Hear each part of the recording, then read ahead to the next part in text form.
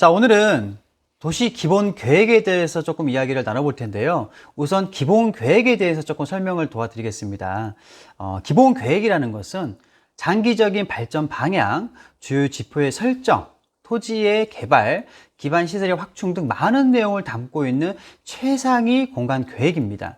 쉽게 우리가 2035년까지 지자체를 이렇게 키워나갈 거야. 기본 계획을 분석할 수 있다면 앞으로 2035년까지는 어디가 돈이 되는지 우리가 알 수 있다는 말입니다. 투자의 방향을 알려주는 나침판이라고 보시면 됩니다. 도시기본계획을 모른다면 투자의 방향을 우리가 잡을 수가 없습니다. 우선 내용을 먼저 천천히 살펴보겠습니다. 목표 연도는 2035년이고요. 기준 연도는 2017년입니다. 주요 지표에는 인구 배분 계획, 토지 이용 계획 등에 대해서 지표를 제시하고 제시된 지표에 따라서 도시 공간 구조를 우리가 제안하게 됩니다. 쉽게 설명하자면 앞으로 인구 증가 추세상 이 정도는 증가될 것이다. 예상되는 인구 증가분은 어디에 어떻게 배분할 것인지 그 배분한 인구 증가에 따라 어떠한 개발 계획을 구상할 것인지를 이 지표를 보는 핵심입니다. 핵심 목표와 추진 전략 내용을 한번 분석해 보겠습니다. 워낙 광범위한 내용이기 때문에 부동산 관련 내용만 분석한다면 대중교통이 편리한 도시로 해서 신교통수단이라는 단어가 나옵니다. 뒤쪽 단계별 투자 계획을 본다면 제일 많은 예산을 차지하고 있는 부분인데요. 앞으로 천안시에서는 신교통수단 BRT라든가 아니면 트램을 계획하는 것으로 보입니다. 예전 도시 경전철을 계획했던 적이 있었는데 진행을 못했었죠.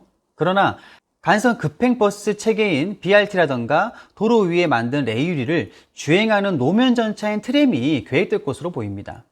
다른 의미로 볼 수 있는 건 대중교통만 통행한 것이 가능한 도로를 지정하고 운영할 수도 있는 도로망이 생길 수도 있는 겁니다. 이것도 신교통수단이니까 이 내용은 자세하게 확인된다면 다시 올려드리도록 하겠습니다. 도로 입체화 계획입니다. 현재 천안시의 문제인 간망선을 시내권을 통과하지 않더라도 연계 가능한 교통망을 만든다는 이야기입니다.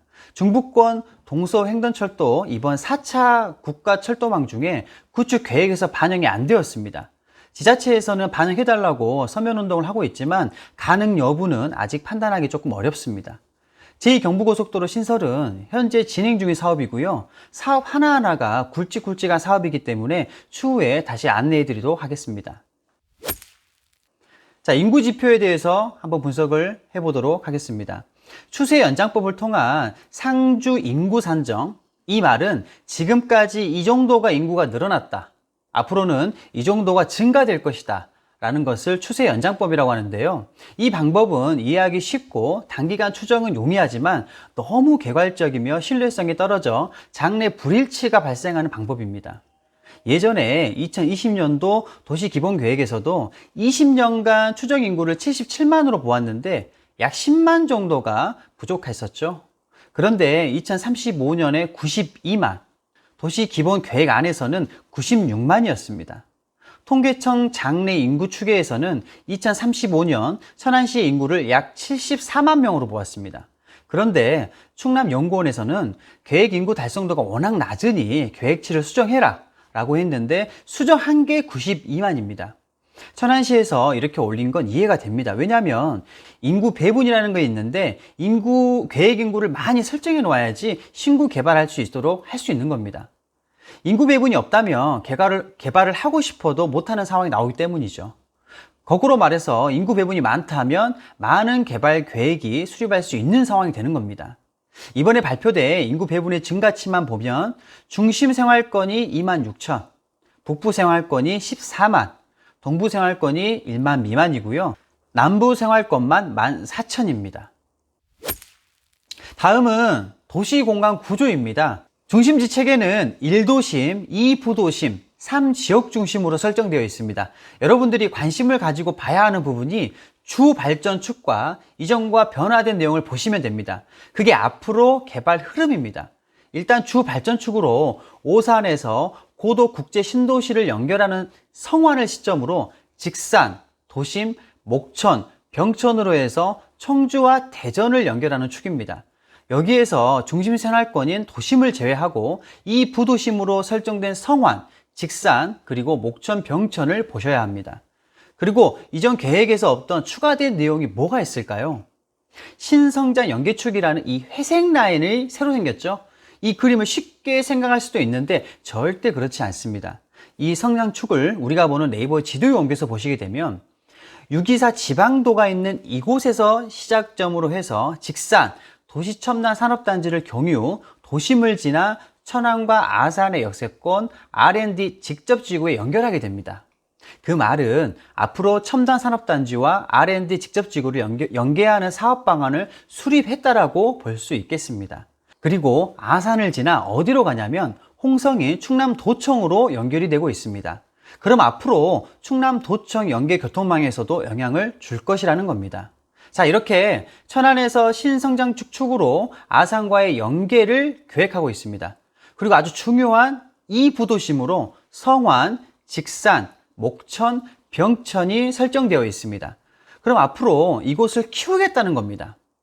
그런데 제가 아까 인구 배분에 대해서 말씀드렸었죠.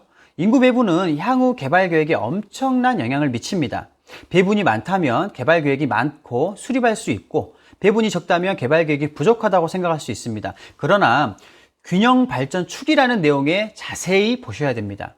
북부 생활권과 동부 생활권만 본다면 북부는 인구 계획이 14만, 동부는 1만 미만이라 동부가 현저히 개발이 부족해 보일지 모르겠지만 개발 계획과 그 지역의 특색을 보셔야 됩니다. 북부는 도시 내 인구 중심의 도시라면 동부는 관광으로 개발 중인 지역입니다. 다음은 기반시설 계획입니다. 교통계획에서는 기계획된 도로망 계획을 기반으로 천안시 도시 내부를 통과하는 교통량 유입을 억제하고 지역 교통량을 효과적으로 분산시킬 수 있는 순환 도로망 체계를 구축으로 목표를 하고 있습니다. 2020년 도시계획에서는 천안 외곽 순환 도로로 번용로, 서북성거, 성거에서 목천, 목천에서 신방으로 계획을 했었습니다. 거기에 더 외곽으로 북으로 34번 국도로, 동서로 또 43호선과 세종 안성 고속도로가 계획되어 있었습니다. 하지만 이 계획은 남측의 경계를 21번 국도로 봐야 하는지 21번 국도 대체 우회 도로인지 천안 아산 고속도로인지 애매했으며 좌측의 국도 43호선은 천안시와 경계가 너무 멀었습니다. 하지만 이번 2035년 천안 도시기본계획에서는 북측과 동측 동일하게 설정되었지만 신규 사업인 공주 천안간 고속도로를 좌측에 반영하여 천안과 인접한 교통망으로 설정하였으며 43번 국도를 세종 안산간 고속도로 접하게 함으로써 계획을 하였습니다. 남과 북의 경계가 세종에 거의 포함되어 있기 때문에 아직은 조금 애매합니다. 위 내용을 정리하자면은 천안시에서는 간선 도로망이 시내 내부로 통과하는 걸 억제하기 위해서 예전에 있던 천안 외곽 순환 고속도로를 1순환선으로 변경하고 추가된 도로 계획과 연계하여 2순환선을 설정하였다라는 게 기반시설의 큰 틀이라고 보시면 됩니다. 자, 오늘은 도시기본계획 중에 부동산과 연결될 수 있는 주요 내용으로만 이야기해 드렸는데 그동안 나무 한 그루, 꽃 한 송이를 보셨다면 앞으로는 울창한 숲을 보시고 투자할 수 있는 여러분이 되셨으면 좋겠습니다. 이상입니다.